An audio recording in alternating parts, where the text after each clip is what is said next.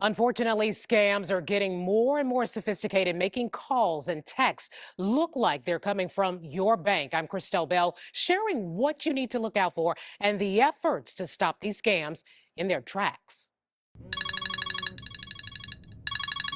It's called spoofing. Scammers make it look like that phone call or text you're getting is coming from somewhere legitimate. It's real easy for the criminals and the scammers to spoof any phone number that they want, whether it be police agency, a bank, a business, anyone that they want to spoof, it can easily be done. Sergeant Kidd from Tempe Police investigates fraud and financial crimes, and he sees these type of scams all the time. And it's incredibly hard for law enforcement to track that. And it's costing people millions of dollars. According to the FTC, more than a third of all fraud reports last year started with someone being contacted by phone or text. And those claims added up to $1.5 billion in losses. Unfortunately, what we're seeing across the country today is a surge in fraud and scams against consumers. Here at the Let ABC 15 Know team, we hear from scam victims every day, like Chris from Phoenix, who emailed us saying he lost a significant amount of money after being scammed by someone posing as his bank. Many victims are frustrated, much like Chris, that their bank can't help them get their money back. Banks, unfortunately, just have the frontline view to witness the devastation that is both very emotional and financial for their customers.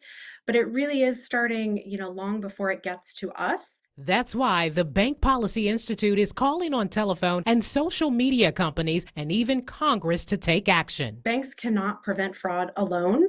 We need social media and telecom companies to do things like verifying ad buyers, taking down fraudulent content when it appears online, and removing things like these how-to forums where people can go to basically learn how to train and recruit new scammers.